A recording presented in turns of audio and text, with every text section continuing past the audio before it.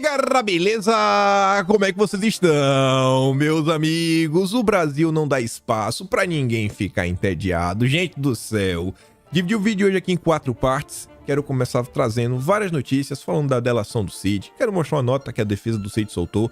Falar rapidamente sobre a repercussão da imprensa. Quero falar sobre a CPMI do dia 8, mais especificamente a participação de 2 deputados da direita, André Fernandes e o Cleitinho. Vocês vão entender, acho que o assunto é relevante, se conecta com o passado, presente, futuro, e eu acho que tem uma frase que dá para resumir bem esse primeiro tema, que nem tudo que reluz é ouro.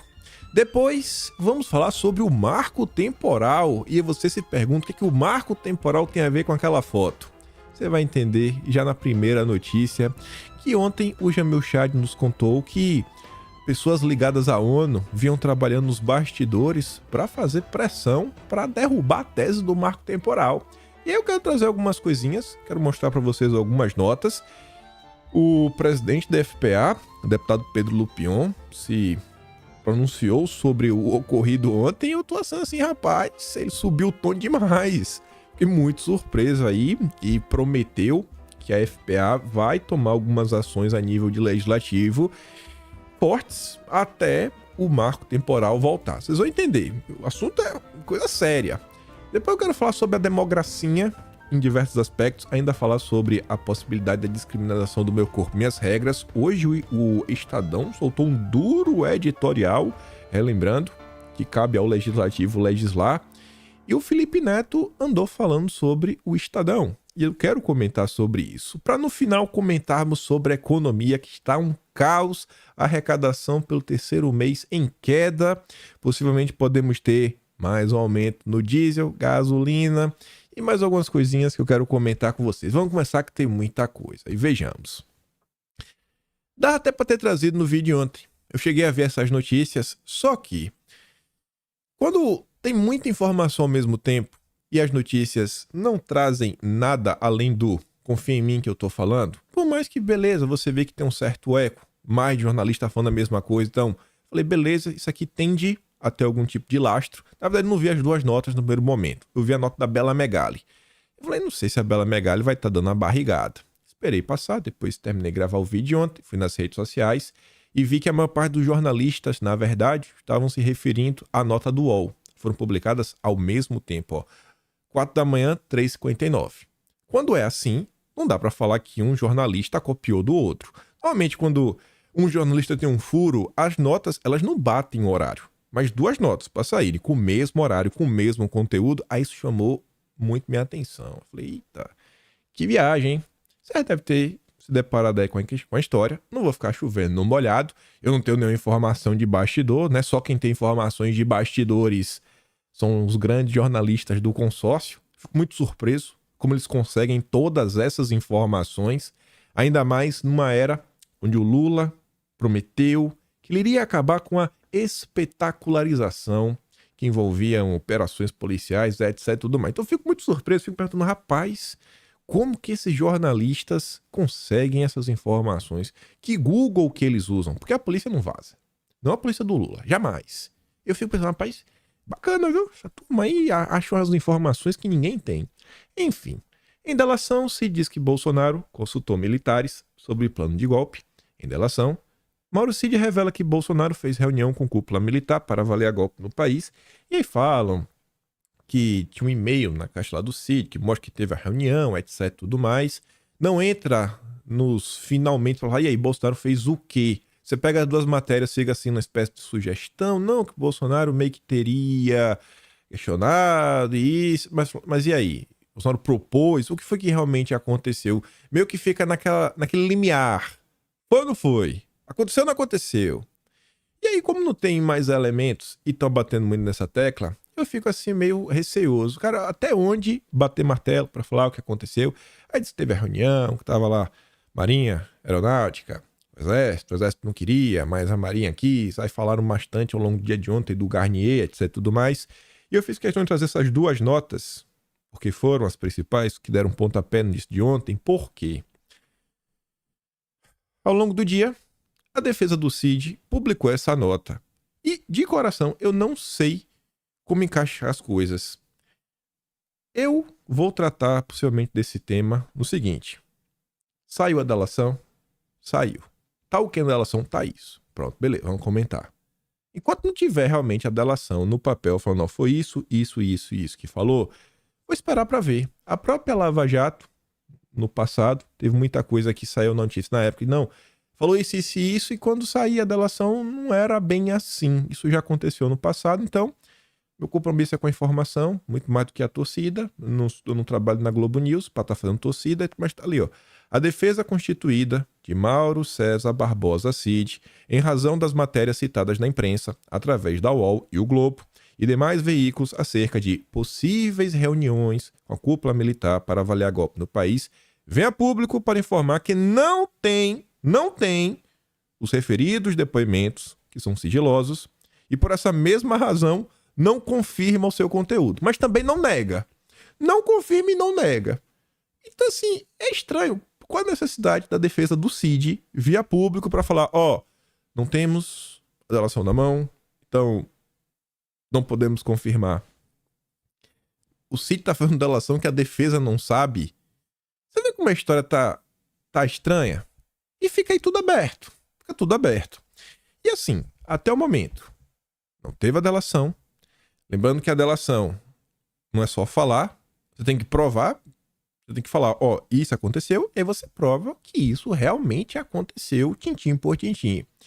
E mesmo sem esses elementos, nem a própria delação, não vou nem falar assim, não, a apreensão de provas durante a delação, não. Só a delação, só o falar e apontar realmente, divulgar, ó, o Cid realmente falou isso, até o momento não se sabe, são apenas fontes, né, vozes me falaram, mesmo assim, com toda essa falta de robustez, lá vem o Merval Pereira, não tá aqui, é dele, ele escreveu isso aqui ontem no Globo, Bolsonaro precisa ser preso, e pronto.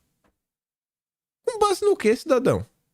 Mas tá ali, provas são irrefutáveis. Quais provas? Sem brincadeira, quais provas? Se a delação tivesse minimamente sido publicada e tornado pública, delação não é prova. Prova é o que você complementa, você só explica na delação. Mas ainda assim, que provas são essas? E fica comprovado que Bolsonaro fez uma tentativa real de golpe. Como assim, rapaz? Quem disse isso? E se a tal reunião foi tipo o episódio do Marcos Duval com Daniel Silveira? Não, que tô um negócio aqui pra te falar. Aí Bolsonaro, tá, fala aí. Aí conta, Bolsonaro. Coisa de maluco. Quem disse que foi Bolsonaro? Tem alguma informação que foi Bolsonaro que propôs, etc e tudo mais? Então assim, eu fico de cara como o Merval Pereira ele já cravou o resultado. Isso daqui é o que aconteceu na Lava Jato. A imprensa criava um cenário e falava, ó, é culpado, pro cara já chegar no julgamento culpado. Aí você só condena. Óbvio que na Lava Jato teve muita gente errada, né? Isso a gente não precisa nem discutir. Mas eu tô falando em termos, né, da forma como a imprensa já atuou no passado não tão distante. Aí vê o Merval Pereira, como é possível numa democracia, um ambiente que o presidente da república reúne comandantes e propõe um golpe? Quem disse que foi Bolsonaro que reuniu? Com base no quê? Quem disse que Bolsonaro propôs? É inadmissível. Por que não prenderam Bolsonaro na hora? O comandante do exército se recusou a participar. O da marinha aceitou. Da aeronáutica não sabemos. Pelo menos alguma coisa ele não sabe, né? Pelo menos alguma coisa o Merval Pereira não sabe.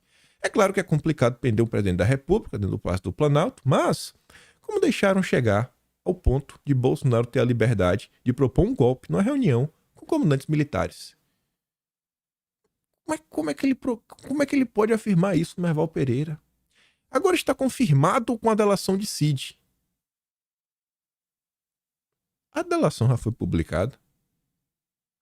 E tudo que já apareceu, inclusive a minuta, encontrada na casa do Anderson Torres, que o ex-presidente fez uma tentativa real de golpe. E no dia 8, ainda houve uma tentativa, mesmo com a recusa do comandante do exército, de que acontecesse alguma coisa. A culpa foi de Bolsonaro também, né? Já havia várias coisas inaceitáveis, mas essa é a cereja do bolo. Olha o Merval agora criando o cenário. O novo PGR terá que tomar alguma providência. Merval, vamos esperar primeiro, pelo menos, para ver Você podia ter guardado esse texto para quando a delação fosse publicada. Tentativa de homicídio é crime, tentativa de golpe é crime também. Pode haver preocupação com a repercussão política de uma eventual prisão de Bolsonaro, mas não dá para passar pano e deixar para lá. Havia o temor de uma reação popular quando da prisão do Dilma e nada aconteceu. O caso de Bolsonaro é mais grave porque as milícias digitais estão mobilizadas. Vocês que acompanham a política de forma mais regular, quando você vê um texto desse, com essa parte, as milícias estão mobilizadas. Gente, e que lastro de realidade tem isso daqui? Que lastro de realidade tem isso daqui? Sabe, ele podia pelo menos tentar disfarçar. Ele tá, né, deixando o seu ódio transparecer, mas pelo amor de Deus, Bolsonaro terá que ser preso. Não é admissível acontecer esses fatos todos documentados e ele sair ileso. Pronto. Estamos em busca aí da documentação, viu? Vamos esperar. Porque o Merval, ele já tá cravando, ele sabe tudo. Sabe tudo. Mas beleza, vida que segue. Sobre isso daí, essa nota aqui tava cozinhando.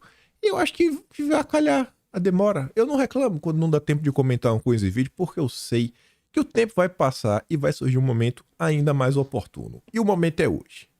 O Lira concedeu uma entrevista nos últimos dias que eu acho que tá mais atual do que nunca. Lira aponta excessos aflorando na Polícia Federal e critica delações como a do Cid.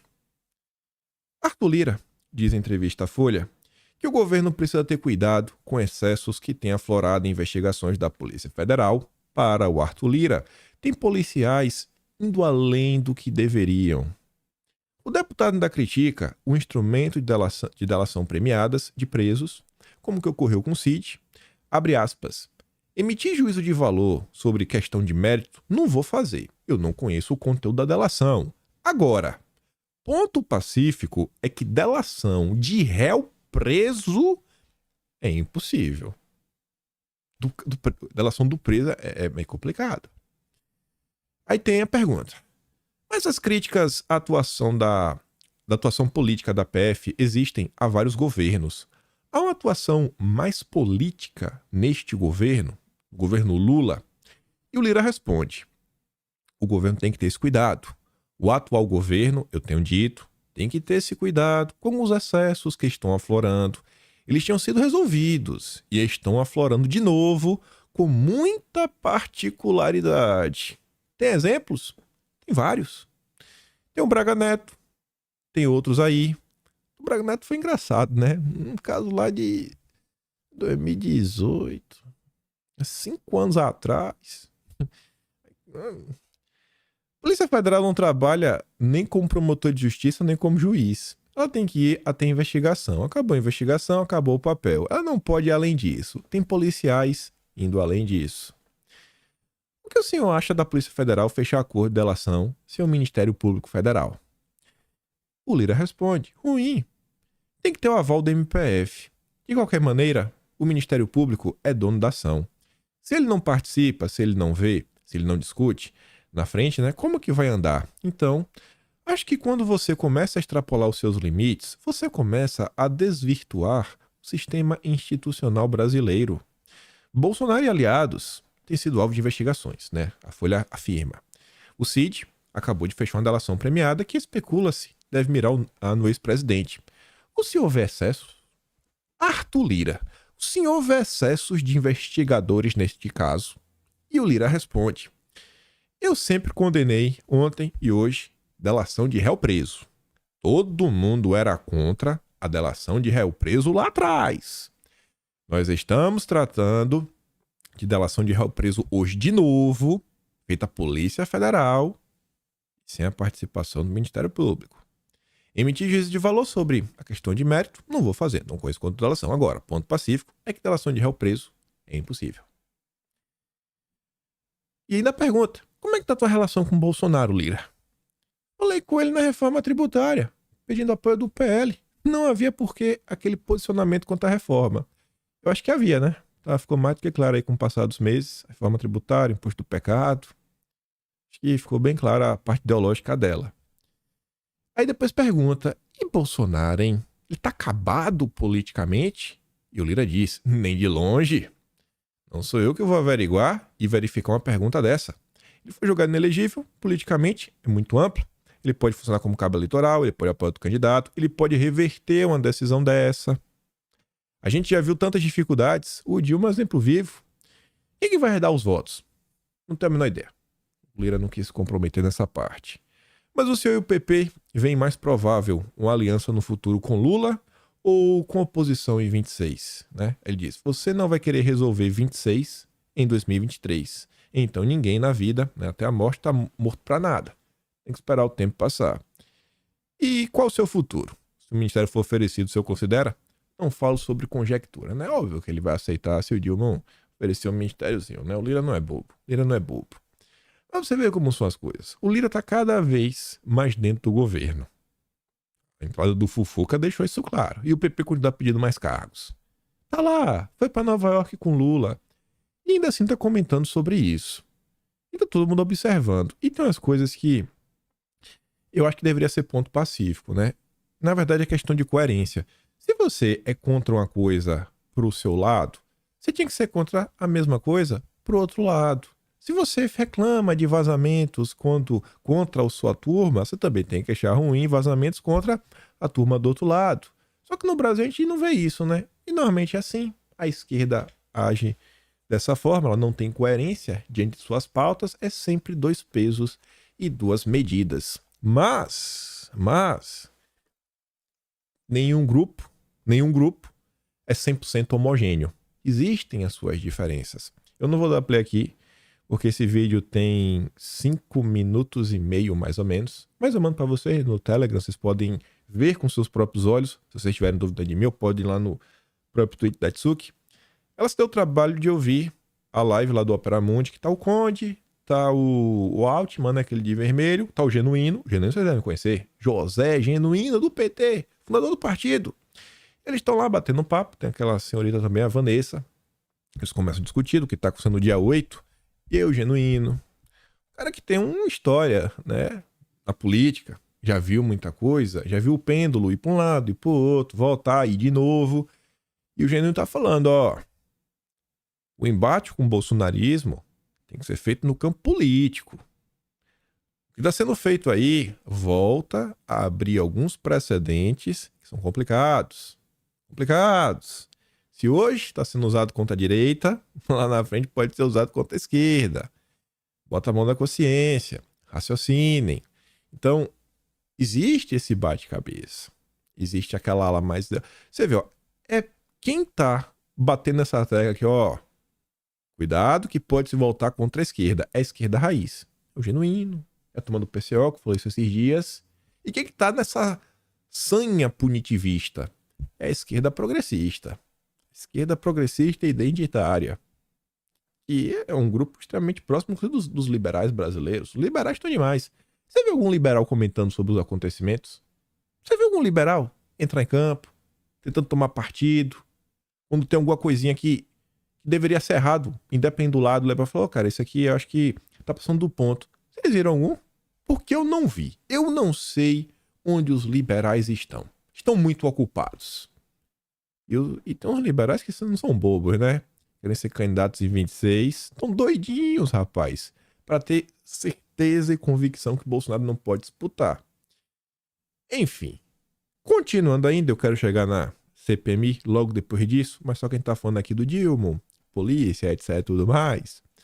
Lula nomeia seu carcereiro na Polícia Federal para cargo na presidência.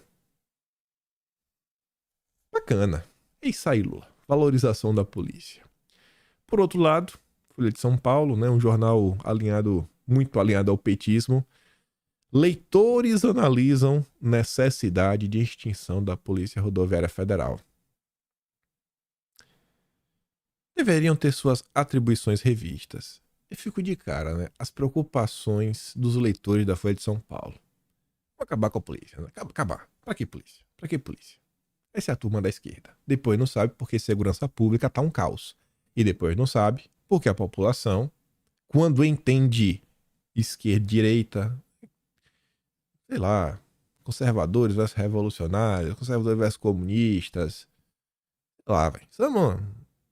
não vou ficar preso a qualquer tipo de amarração de nomes. Bolsonaristas contra lulistas, contra petistas. Quando a população entende assim que pelo menos existem dois campos, que por mais que não tenha uma palavra, você vê que tem assim uns dois campos na sociedade. Ela vê quando tá esse campo assim mais próximo da dita direita, não é mais preocupado com a segurança pública, né? E tende a não voltar a ser de esquerda. Mas enfim, aqui tá a nota, né? Leitores na necessidade estão na PRF. Mas vamos lá. Falei pra vocês que ia falar rapidamente da CPMI e trazer aqui uma reflexão, gente. Sem pesar na mente de ninguém, de coração mesmo, sem querer fazer caças bruxas, olhando pro passado, abrir nenhum tipo de inquisição nem nada, mas colocar algumas informações que eu já coloquei algumas vezes, sem querer ser chato. Porque tem coisas que dá pra evitar. E eu tenho alguns problemas que eles podem acontecer no futuro mais uma vez. A turma da direita tem que ter um coração muito bonzinho. A turma da direita cheia do Zap tende a acolher qualquer pessoa que venha com um discurso bacana, faça assim uma, duas ações que fala, pô, esse cara parece que tá do nosso lado, mas nem tudo que reluz é ouro.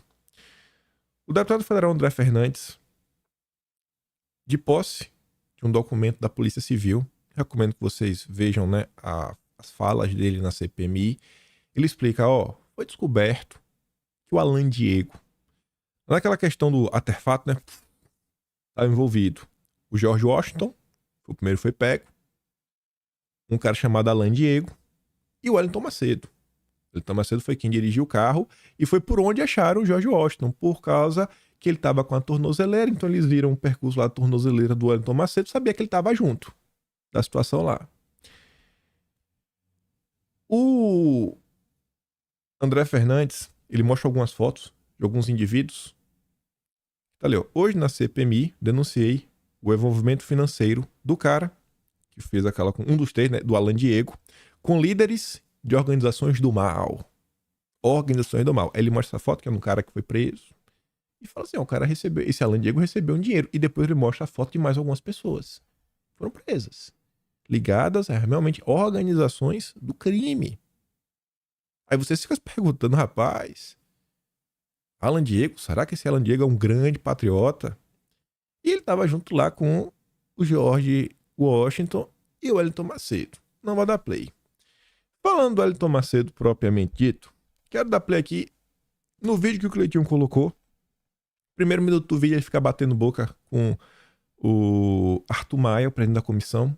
Ele fala que o Wellington Macedo é um covarde. A Arthur Maia fala, não chama o cara de covarde. Não vou chamar ele de covarde porque ele é um covarde. Covarde não é xingamento, não estou insultando ninguém, ele é um covarde. E depois ele fala mais algumas coisas. Eu quero mostrar para vocês o segundo minuto do vídeo dele. Eu mando o vídeo completo lá no Telegram. Vamos ouvir juntos.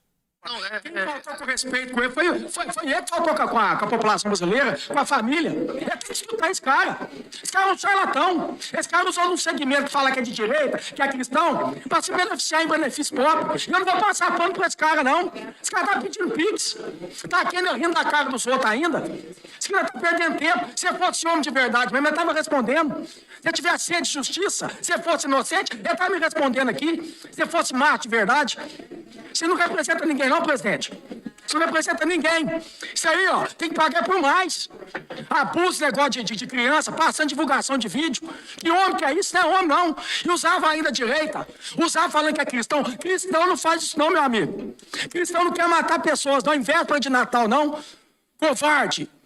Usou um segmento aí, entendeu? Isso não representa a direita. Nunca representou a direita. Como os vários não representam a direita. Como ele. Como outras pessoas. Como aquela tal de Ana Priscila aí. Um bando de charlatão. Um bando de charlatão. Eu queria falar uma coisa aqui, porque eu sou assim, certo é certo e errado é errado, não vou passar pano pra você, que você pague pelo que você fez. Se eu tiver um mínimo de hombridade, peça desculpa pra população brasileira. Eu acho que vou ajoelhar, pede perdão pra Deus. Que Deus, que for com arrependimento de verdade, de coração, Deus vai te perdoar. Além do Cleitinho, a Damares também falou do Wellington Macedo, falou de algumas coisas que ele fazia, lembrou inclusive de umas mentiras que ele já contou mentiras, inclusive aí sobre o que ia acontecendo no âmbito. E assim, o que o Cleitinho levanta algumas coisas são fatos. Pediu Pix. Cara, se ele não tem nada, se ele realmente tá lutando pelo bem, pelo certo, responde o Cleitinho, pô. Conta a tua história. Mas, gente, participar de uma coisa como essa. Na véspera de Natal, colocar um artefato que explode tudo. O que tá passando? Ele vai falar o que não sabia. Não, a galera entrou no carro, dirigiu, mas ninguém sabia de nada. O cara tá lá e foi no caminhão porque deu errado. Tentaram. O cara foi lá no caminhão, tentaram, mas as imagens das câmeras não é possível pegar. Graças a Deus evitaram o pior. E aí? E eu quero trazer isso pra vocês por uma razão. Eu acho que o Cleitinho tá muito certo quando disse. O errado é o errado. O errado é o errado. E vejam como são as coisas. Aqui não é querendo, como falo pra vocês, caixas bruxas, pensar, porque não sei quem errou naquele ponto, errou naquele outro. É apenas a critério de reflexão. Apenas como critério de reflexão. Porque sempre tem uma confusão.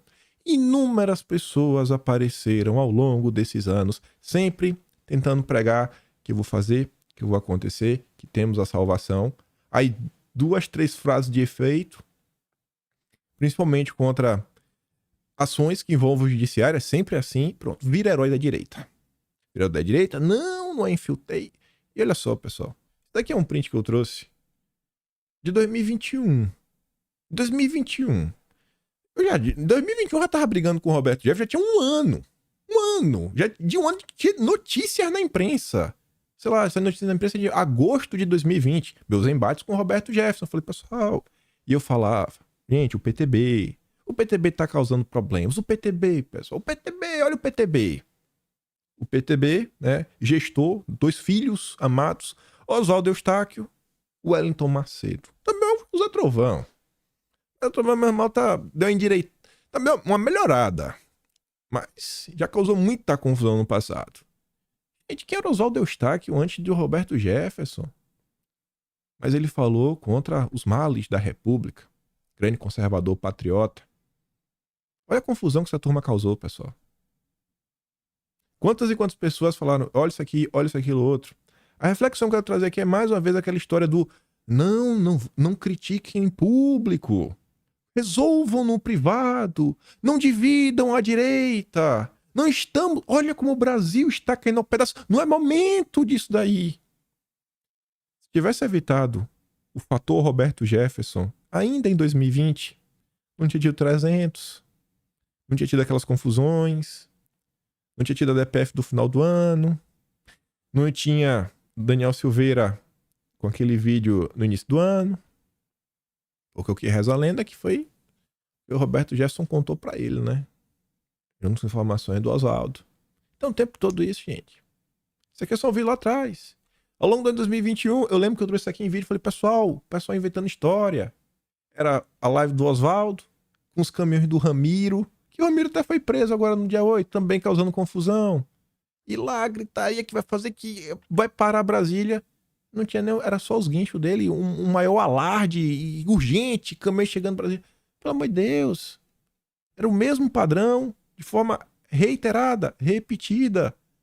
Olha o que esses heróis da pátria não causaram. Olha o mal que esse cara poderia ter causado. Se o que eles tentaram fazer tivesse ocorrido. Já imaginou se a pessoa perde a vida? Graças a Deus, eles não conseguiram. Isso daqui foi a imagem, sabe de quando? Olha a data, 14 de dezembro de 2022, esse post. Mas isso daqui não foi dia 14, foi um dia antes, eu acho. Lembra daquela confusão que teve em Brasília? 13 ou foi 12 de dezembro do ano passado? Até quase quebraram o prédio da Polícia Federal.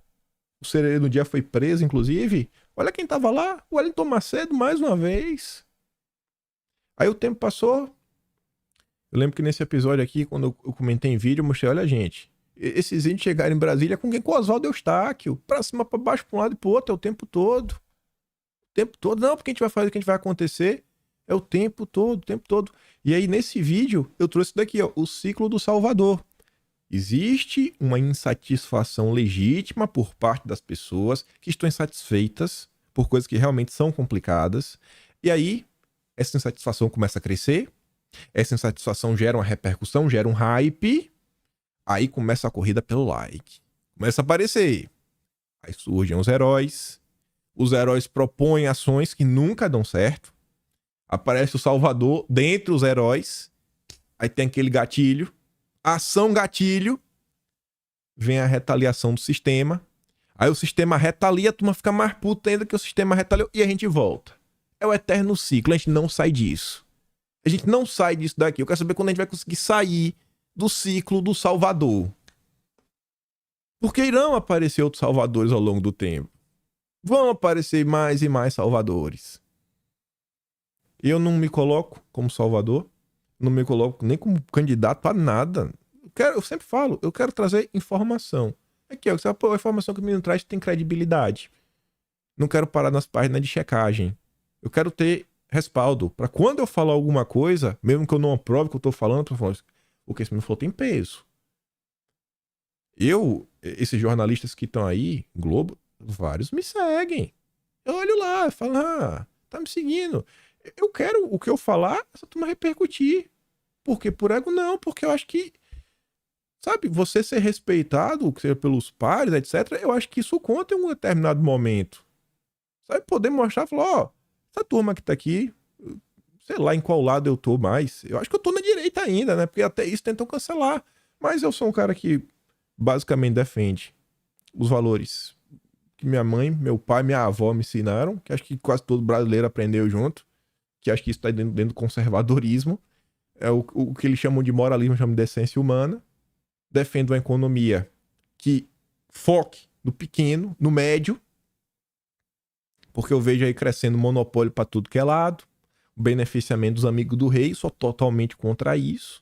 Sou 100% a favor de pautas que reforcem a soberania nacional, o desenvolvimento nacional, melhorar a infraestrutura para a população e mostrar, ó, nós estamos aqui, a maior parte do povo está aqui e vocês estão xingando a gente, estão falando isso, estão falando aquilo, outro, etc, tudo mais. Tento por onde eu passar, deixar uma boa impressão. Mas eu acho que, ó, não é olhando no passado, para quem alçou, fulano, ciclano, betão, falando do Roberto, é porque tá aí, tá todo mundo vendo o resultado final. Todo mundo vendo, nossa, mas fui atacado na época, viu? Nossa, mais diverso, me acusaram de mil e uma coisas. Ninguém quis entrar, ninguém quis comprar meu lado pra nada aí, só a tia do Zap. Era que eu me defendia lá no Twitter e outro perfil. Mas perfil, grande deputado, ninguém comprou. Na verdade, teve assim, um ou dois políticos compraram meu lado. Mas tá aí, vida que segue, tá de boa. Eu sabia o que eu tava falando, sempre trazendo informação, sempre mostrando aí na tela. O Tofão tá ali, ó. Tá aí. E o tempo passou. Então, vamos pensar, gente. A maior parte do tempo que essas pessoas, elas crescem é exatamente pelo hype que as pessoas que acompanham a política de forma mais reiterada concedem. Tá na mão de vocês. Eu não tenho audiência. Eu acho que ninguém tem audiência. É vocês que são a audiência. Vocês que concedem, sabe, visualizações, likes, etc, tudo mais. Não é que fulano tem engajamento, não.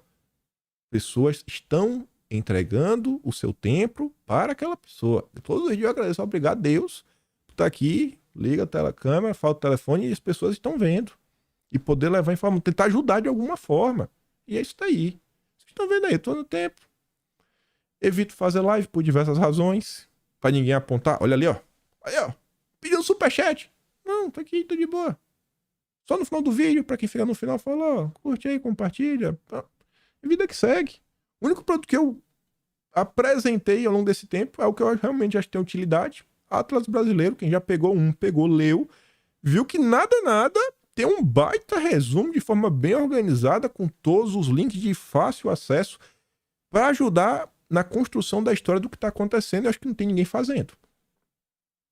Nem me proponho a fazer um curso para se tornar o gênio a salvar o Brasil. Eu falo, não, isso aqui eu consigo fazer. Sim, eu falo de coração, eu me preocupo com as coisas. A quantidade de coisas que às vezes eu nego. Propostas que eu falo, pô, eu não quero nesse momento, acho que o momento político tá ruim. De recusar, por exemplo, sei lá, a oportunidade de trabalhar. Sei lá, um grupo de comunicação te chama. Pô, isso aqui, eu falo, pô, no momento não dá, acho que tá complicado. Não sei para quais caminhos vai, prefiro ficar aqui, melhor manter a voz, sobreviver. Eu sempre falo isso, vamos focar em sobreviver. Como é que eu posso falar uma coisa ou fazer outra? Já rescindi contrato antes de terminar, exatamente porque achei, pô, tá indo pro caminho que eu não concordo. Continua aí sem mim. Isso já aconteceu. Então, eu falo de coração, por me preocupar, por querer ver uma direita crescente com o tempo passando. Não é sendo chato, mas por se preocupar, gente. Reflitam. Reflitam com os acontecimentos. Falei muito, eu sabia que você tem me acabado demorando, mas ainda sobre nem tudo que reluz é ouro, vejam só uma coisa. Fato consumado, inquestionável. O peronismo destruiu a Argentina. Pronto, ponto final. Não tem como dar certo. Kirchner, Alberto, nada. Ponto. Agora, disso daí, pra falar que o Milei vai salvar o país, não sei. Se eu tivesse que escolher entre Alberto Fernandes e o Milei, pelo amor de Deus, não dá o Milei de jeito nenhum, né? Eu não sou argentino, graças a Deus não tenho que escolher com nada. Só quis trazer essa nota para também deixar de reflexão, porque eu achei engraçado. Cresce apoio a Milei entre a elite econômica argentina. Ele tem várias propostas. Ninguém precisa concordar 100% com todo mundo. Agora tem as propostas dele que eu fico meio assim, né? Achei meio estranho. Como, por exemplo, dolarizar o país. Cara, tu tá na Argentina e tu adota a moeda de outro país no teu país? Eu sou a favor da soberania nacional. Então, assim, eu acho que dá um jeito lá de se resolver. De alguma forma. Eu acho que isso vai ser bom. Talvez, sei lá, vai dolarizar no início, mas beleza. Mas isso como, sabe, causa final, eu acho meio ruim. Enfim, cresceu o apoio. Espero que vença. Pelo amor de Deus, alguém mais. A direita, né? Não dá mais. A Argentina, eu fico me perguntando como é que esse pessoal aposta tanto no erro. Mas porque eu falei que nem tudo que reluz é ouro. É só pra você. Não. No salão cheio de personalidades do establishment, ficou evidente que não só são os eleitores insatisfeitos que estão dispostos a deixar suas convicções em suspenso e apostar em um anti-establishment, porque não tem jeito. O peronismo não dá mais de jeito nenhum. Mas de jeito nenhum, peronismo mais não. Foro de São Paulo não dá, destruiu a Argentina.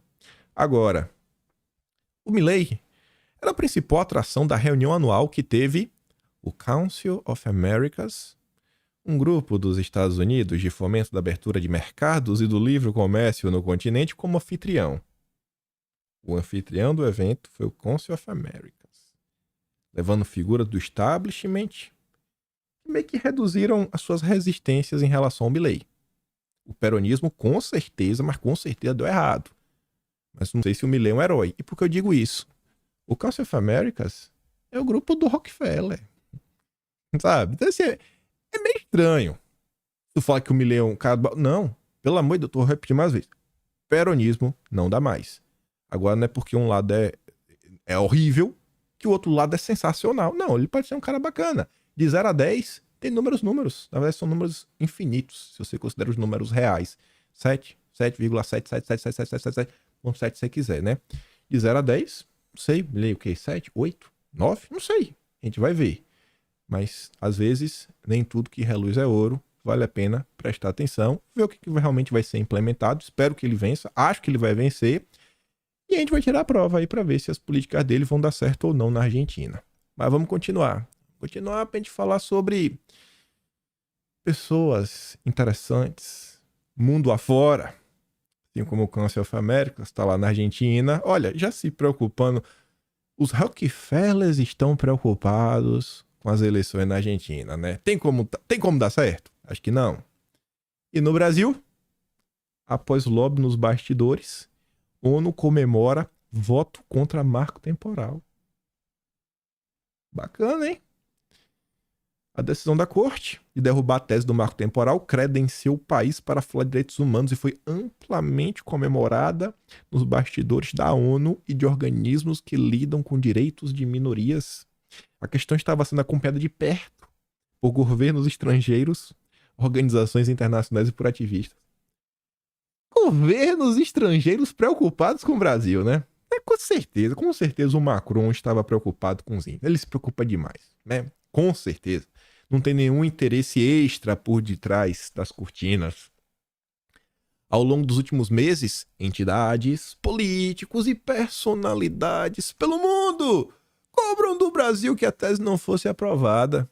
A própria ONU, em cartas confidenciais, havia feito lobby alertado que a aprovação do marco temporal teria um impacto negativo para a imagem do Brasil no mundo. A ONU mandando cartas confidenciais. Nossa, isso aqui é sensacional.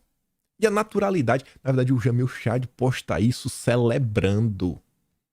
Na União Europeia, o tema passou a ser usado por parlamentares que tentam impedir que o acordo comercial entre Mercosul e União Europeia seja assinado, alegando que a medida seria uma sinalização de desrespeito do Brasil por minorias. Entendeu o comentário, né? Vamos adiantar. Essa daqui dá pra comentar um pouquinho. Comentário de sempre, né? Então não vou repeti-lo, mas só falar de forma bem breve. A corte derrubou o marco temporal. A votação foi 9-2. Quem votou para manter o marco temporal? Apenas André Mendonça e Cássio Nunes Marques. E aí, da mesma forma que eu digo que o Milei não é um 0, mas também pode não ser um 10, Bolsonaro pode não ser um 10. Um 0, né? Mas pode ser um 10, mas também não um 0. Muita gente jogou pedra no Jair, né? E eu falo assim, ó, pessoal, acho que nas decisões mais importantes, as mais importantes, se você pega aí e olha as indicações do Jair, 0-10, 7 pra cima. Vamos concordar nisso? 7 pra cima? Ah, podia ter uma atuação mesmo? Acho que podia. 0-10? Acho que 7 pra cima. Todas as votações mais impactantes, você vê, rapaz, tá ali, ó. Mendoncinha e o Nunes. Eles lá, né? Só 2. Bolsonaro indicar mais 2, né? Pelo menos mais 2 tivesse sido reeleito. Mas os isentões, pros isentões, pro Nando Moura, tudo igual. Tudo igual. Aí vem a Mira Leitão, torcedora, venceram os indígenas, mas haverá novas batalhas? A briga no entorno dessa discussão vai continuar, porque o projeto de lei do Congresso é outra ameaça que ronda os povos. Vamos ver sobre isso daí. Olha que engraçado. Na mesma linha da Miriam Leitão, veio o Felipe Neto falar que acabou. O judiciário derrotou o marco temporal. Não importa o que decidir esse Congresso de maioria vendida aos latifundiários, ao agronegócio, um Congresso de maioria covarde. Já pensou se alguém de direita faz um post desse?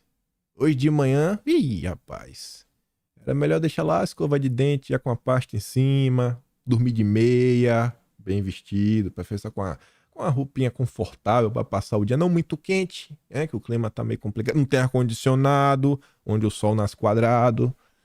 Mas o Felipe Neto pode falar o que quiser. Acusar o Congresso, isso aqui não é um ataque à democracia, pelo contrário, isso aqui é a celebração do Estado Democrático de Direito.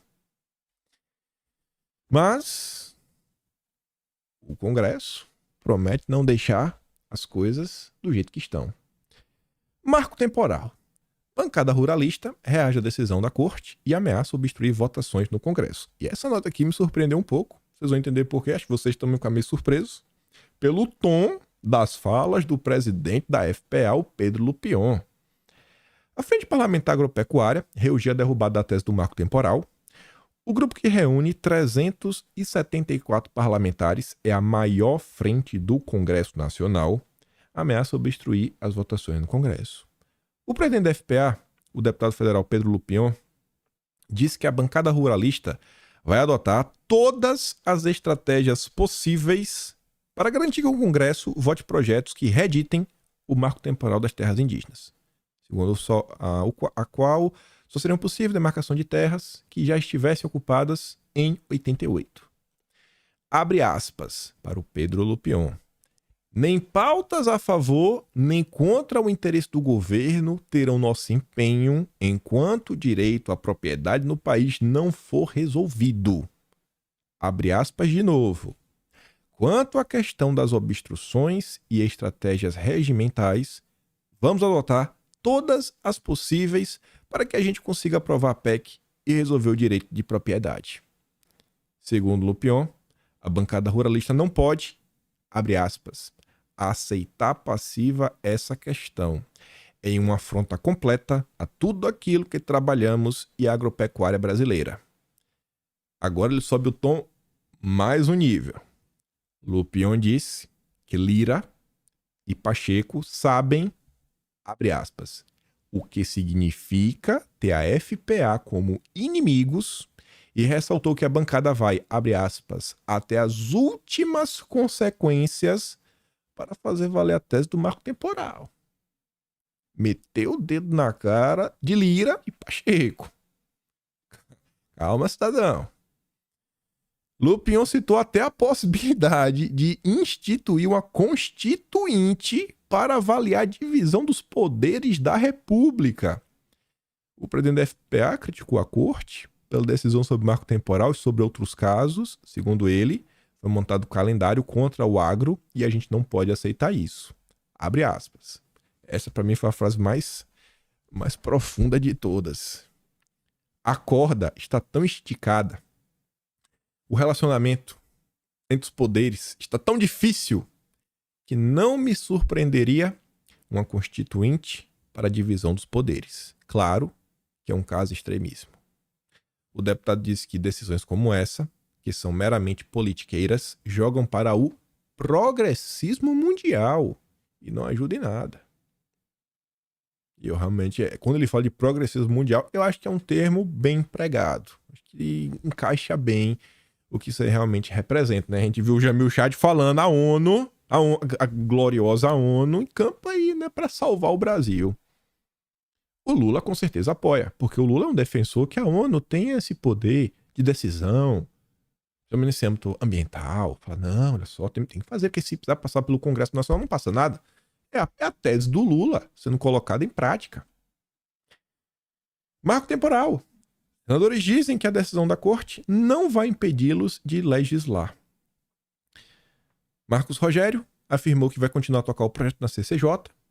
Haverá pressão maior para os senadores se debruçarem nos pontos que tratam de temas além da temporalidade.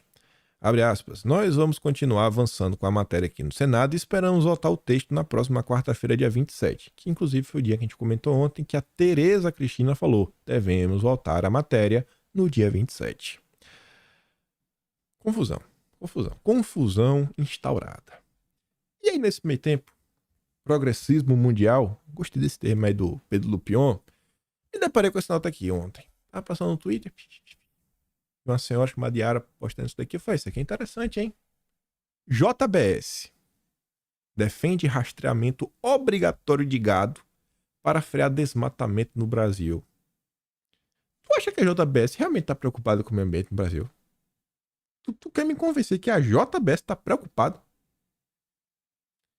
A única solução para o deflorestamento no Brasil é ter um sistema nacional obrigatório de rastreamento. Não dá ideia.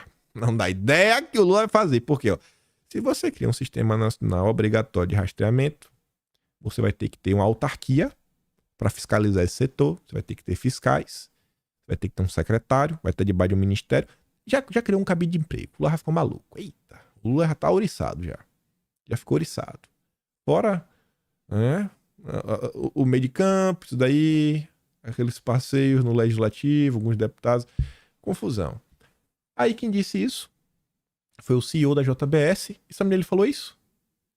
Em um painel sobre mudanças climáticas do The New York Times. Pronto. Só falta agora o New York Times também mandar cartinhas confidenciais para o Brasil para fazer lobby a favor de um projeto de lei que obrigue o rastreamento obrigatório. Gente, olha só, a JBS ela diz que já tem isso. Ela diz que ela já implantou esse tipo de medida. Assim podemos rastrear os animais, indivíduo por indivíduo. Não temos, por enquanto, um programa nacional. A JBS tem muita tecnologia. Para eles se adaptarem, qualquer tipo de mudança é um tapa. Ainda que mudar tudo, que o sistema que eles já têm não sirva, eles têm dinheiro para comprar. Mas será que o pequeno e o médio proprietário tem dinheiro para isso aí?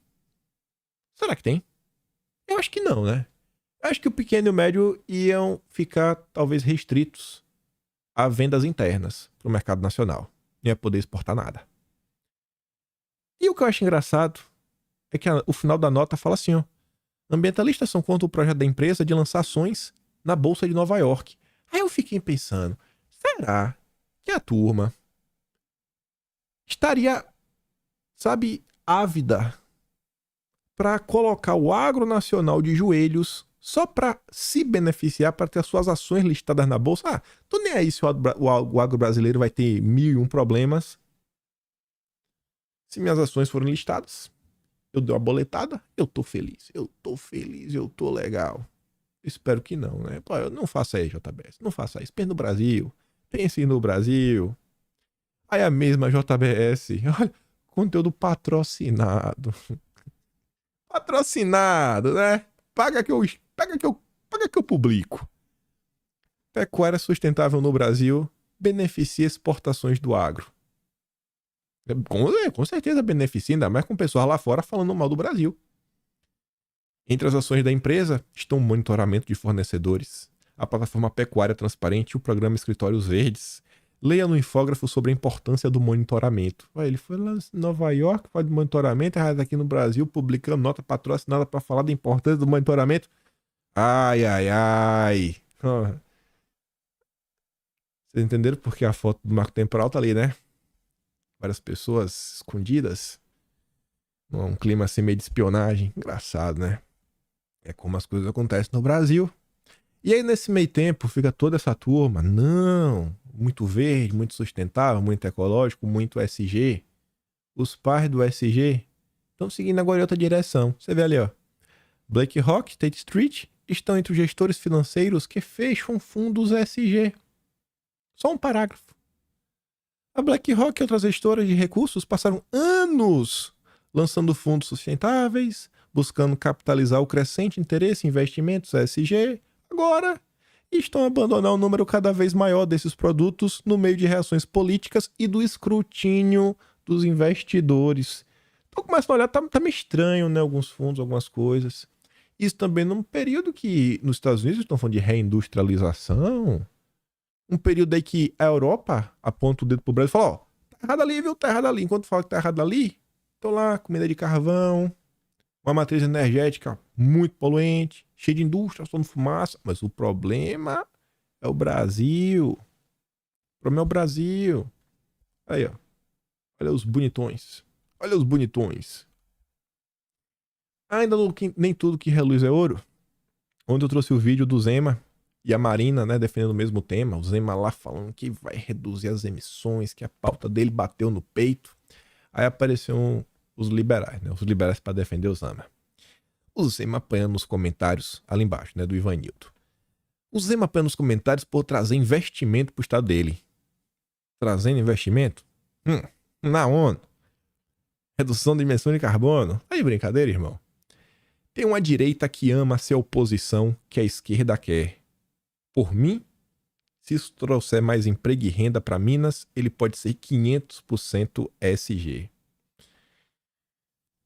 A galera só enxerga isso. Dinheiro. Muito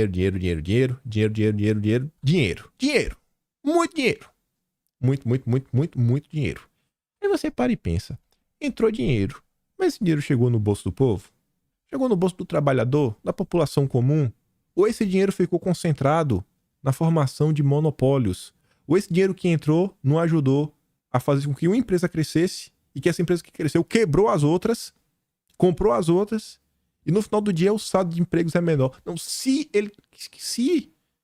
algum de vocês acham que essa pauta da ONU, muito preocupada com o Brasil, com o meio ambiente, vocês acham que essa pauta vai ajudar a desenvolver o Brasil? Essa pauta que os donos dela, os inventores dela estão abandonando? Eu não sou a favor do... vamos... Não é pra dividir a direita. É que assim, bicho, se isso aqui for de direita, eu sou outra coisa. Sou bolsonarista. É isso daí, pronto. Eu boto na classificação. Qualquer coisa. Sou da mamãe, sou conservador, qualquer coisa menos isso daí. Sou soberanista, mas não dá. Não dá. Eu gostei desse comentário aqui desse rapaz chamado Daniel Meorim. Ele foi sarcástico nos 3 últimos parágrafos, né? Ele está sendo irônico na sua resposta. Mas a primeira ele fala assim, ó. CSG significa que os empregos e as rendas que são gerados serão a revelia dos pequenos negócios. É um negócio para as elites. E para favorecer uma miríade de empresas que tomam a vanguarda nacional na obediência do compliance. Quem segue as regrinhas, tá bacana. Quem não segue a regrinha, não queira não seguir a regrinha. Aí ele fala, né? Agora vai ser irônico. Não é que o movimento liberal, né? Não é que o movimento já fosse suficientemente acusado de ser um movimento elitista, que trabalha para as grandes fortunas, que favorece os grandes oligopólios. Não é que isso seja o comum, né? É como se não já houvessem evidências suficientes que esses investimentos vão se tornar mal investimentos e justamente dilapidar o capital competitivo, impedir alocações ótimas de capital. A culpa é da direita. A culpa é da direita, que é a oposição que a esquerda quer. É inacreditável. Como é que eu vou concordar com coisa dessa? Vamos. Não discuta em público porque o momento do Brasil não permite. Gente, o momento do Brasil não permite que a gente erre de novo. Eu acho que é isso, né? E coloque pessoas lá que vai continuar fazendo a mesma agenda do Lula. Ontem eu vi o comentário do Alessandro Santana, do canal do Negão. Ele deu RT no vídeo do Zema e falou: rapaz, vendo isso daqui, só pode chegar na conclusão. Tiver uma disputa do Zema com o Lula, vai ser igual a disputa do Nunes com o Guilherme Boulos. Eu falei: pronto. Gabaritou. Assina embaixo. Não dá. Não dá. É o Brasil. Aí, ó. Para os liberais, Helder Barbalho vai trazer investimentos. Helder Barbalho vai palestrar no Fórum Econômico. Lá com Klaus. Lá nos Estados Unidos. Fazendo contatinhos. Ontem, fechou aí a sua participação. Vocês conhecem muito bem esse grupo. E uma das preocupações do Helder Barbalho é o mercado de carbono. Tá muito... Nossa, o mercado de carbono, temos que entrar nessa, gente. Não é possível, né? Só eles estão... Só a gente tá certo. Tá todo mundo errado, só a gente que tá certo? Não é possível. Com certeza é uma pauta muito boa, muito bacana, que só tende a ajudar os mais pobres e os mais desfavorecidos. Sendo irônico, né? Não vai dar pra falar de economia hoje, mas isso daqui dá. Na verdade, eu quero mostrar uma noticinha só de economia. Oposição consegue número de assinaturas para plebiscito sobre Meu Corpo, Minhas Regras. É só entrou aí, conseguiu 27 assinaturas. Quem capitaneou isso foi o Rogério Marinho. Agora, tem que ser analisada pelo plenário das duas casas e deve conseguir maioria absoluta, tanto no Senado quanto na Câmara, por decreto ser publicado. Não sei se vai passar, acho que aqui é mais uma sinalização. Sobre isso, o Estadão soltou um duro editorial hoje, falando palavras duras. Um duro editorial, né? Quem decide sobre isso é o povo, viu? Aí eles falam, né, da disputa, relembra quem é a favor é isso, quem é contra isso, coloca os argumentos. Só que, ele fala, isso já tá rolando tem muitos anos. O incontroverso dessa disputa, em torno dessa agenda, é que, no Estado Democrático de Direito, quem determina quem efetivamente tem o direito a quê é o povo. Seja indiretamente, através de seus representantes eleitos, seja diretamente, através de plebiscito. Mas quem decide é o povo, não é o Poder Judiciário. Para contornar esse inconveniente, que tinha lá, né, na Constituição, a Constituição está lá que não pode, o pessoal pariu a hermenêutica bastarda de que o ser humano, antes de nascer, não teria direitos fundamentais porque não seria uma pessoa constitucional, só uma criatura humana intrauterina. O Código Civil, porém, estabelece que a personalidade civil da pessoa começa no nascimento com a vida, mas a lei põe a salvo, desde a concepção, os direitos do nascituro. Um eventual diferimento de ação traria como consequência incontornável o acréscimo de mais um excludente de ilicitudes as já estabelecidas na lei, ou seja, o judiciário estaria legislando em flagrante violação à prerrogativa do legislativo. A única resposta cabível da corte à ação, essa aí do pessoal, é negar conhecimento para que a questão fosse tratada pelo Poder Legislativo. De lá para cá, intensificaram frequentemente, com razão, as críticas ao Judiciário por intrometer-se na competência dos outros poderes, porque a ação vem desde 2017.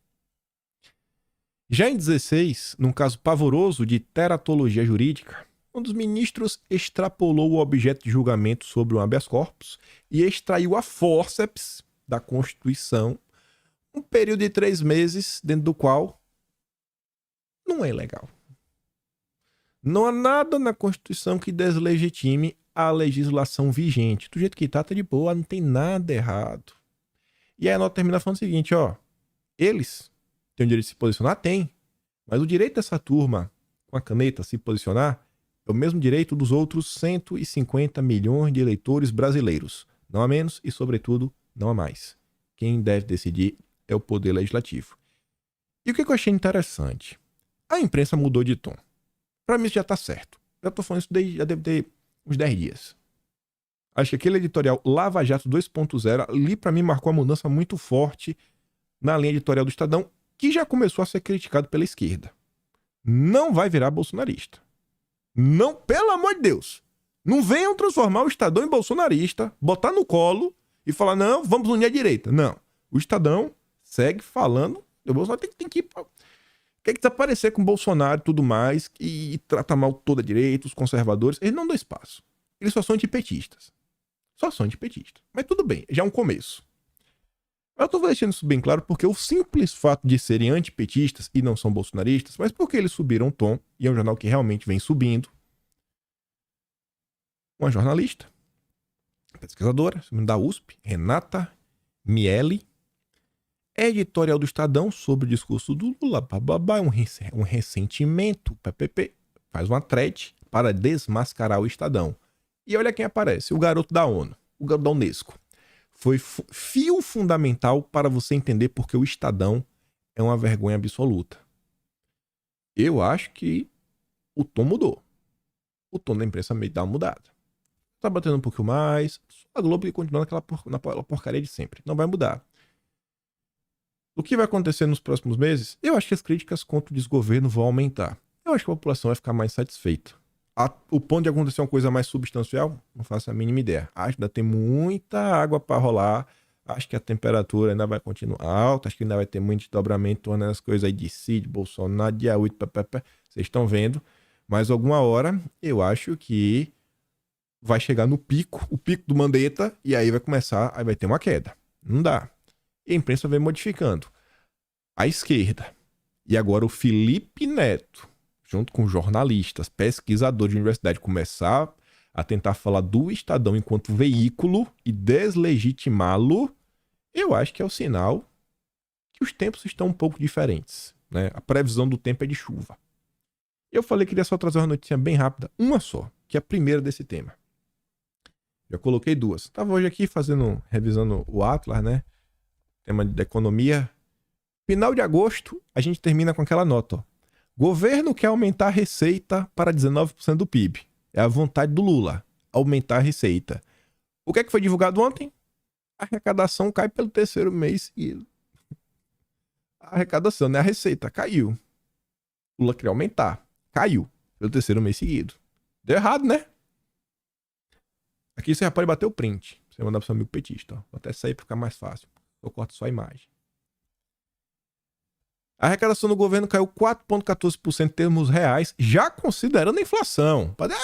Já considerando a inflação, 4,14%. Foi o terceiro mês consecutivo de queda. As receitas administradas por outros órgãos, além da receita, teve um recuo de 22,92% e houve uma queda de 2,5% na arrecadação com produção industrial. Além disso, o valor em dólar das importações resultou numa queda de 17,9% nas receitas. Tá bom, né? E aí, volto de novo para a notícia do print e boto em cima. Um print também muito bacana. Eu fiquei na dúvida qual era o maior dos prints. O Lula querendo aumentar a arrecadação e a arrecadação caindo. Ou esse daqui, ó. Corrida por arrecadação pode gerar erosão na economia, diz o presidente do Banco Central. Lula, se você colocar mais impostos, você vai quebrar a economia, Lula. Se você botar mais impostos, você vai quebrar. Bolsonaro falou e repetiu da tal da curva de Laffer, que tem um ponto que quando você aumenta o imposto, a arrecadação cai. E chega no ponto que se você abaixa o imposto, a depender, tem um ponto ideal. Se você abaixa demais o imposto, realmente a arrecadação cai. Mas se você é a curva, ela sobe e desce, né? Aqui o ponto é o ápice. Se o imposto é muito alto, as pessoas não têm dinheiro nem para comprar. Se o imposto é baixo, o produto é mais barato, a economia gira mais e produz mais imposto. Então, você tem que encontrar esse ponto. Então, às vezes, abaixar imposto aumenta a arrecadação. E eu acho que o Bolsonaro meio que tá certo, né? Está aí. Escolha qual é o melhor primo ou mande os dois. Aumento de imposto pode quebrar a economia. A arrecadação caiu. Ou esse aqui, ó. O governo quer aumentar a receita. A receita caiu pelo terceiro mês seguido. O Lula quebrou o Brasil. Ainda tem a questão do diesel que nem vai dar pra comentar hoje, mas a gente comenta amanhã, eu quero comentar um pouco mais de calma. Vamos esperar os próximos capítulos. Muita ajuda, que não atrapalha, nem tudo que reluz é ouro. E se gosta do meu trabalho, passa no canal, tem um botão de valeu, tem a inscrição, Atlas Brasileiro, kimpen.com.br, mas acima de tudo, gente, eu vou mandar os vídeos lá no, falei no Telegram, mas acima de tudo, reflitam, porque todos os dias aparecem salvadores. Recentemente apareceu mesmo, que tá aí. não vou nem falar pra não dar perder aqui, mas falou, meu Deus, é o cara lá atrás. Ele tava fazendo live com o presidente da CPMI das fake news. Falando, ele tava fazendo piada que para quantificar as prisões com 6 primeiros meses da CPMI das fake news, tínhamos que falar de encarnações. Diante da quantidade de anos que os bolsonaristas iriam ficar. E ele foi abraçado. Por quê? Porque ele fala contra Lula. E eu vejo assim, a mesma história se repetindo. Eu falo, não é possível. Véio. De novo vocês vão cair nessa. De novo. Enfim. Não vou falar porque não adianta. Se eu falar, vai ter briga. Vão falar que eu estou duvidando porque o cara tá no hype do momento. Deixa lá de boa. Vida que segue. Não vou desejar ninguém mal. Tô aqui pra trazer minha informação. E quando passa muito do limite, aí eu tento falar, ó, gente, aqui passou demais do limite. Presta atenção nisso daqui. Falo de bom coração mesmo. Eu preciso avisar que eu não gosto do Dilma. Se tem uma coisa que eu acho que também dá pra provar, é que eu tenho um mínimo de dedicação, né? Acima de tudo, eu acho que se eu tô aqui 7 dias por semana, sem parar, porque pelo menos eu, sei lá, eu me esforço um pouquinho. Eu acho que eu gosto disso daqui, né? Eu falo assim, não, cara, eu vou fazer. Eu brigo, às vezes, tem meu problema aqui interno, em minha casa. Às vezes podia tirar um dia de folga, podia, mas eu não vou tirar, velho. Vou aqui tentar levar, que seja pelo exemplo da boa vontade. Um ou outro aí acaba vendo. Mas estamos aí, todo dia produzindo. Conteúdo, baseado em informação, baseado em notícia, 1 hora por dia. Entregues. Às vezes é atrasado, mas normalmente 8h15 da manhã. Obrigado por tudo. Espero ver vocês amanhã, né? Volta aí, não fica chateado comigo não. Sabe que eu tenho um coração bom. E é isso, pessoal. Grande beijo, abraço, tamo juntos. Valeu, meus amigos.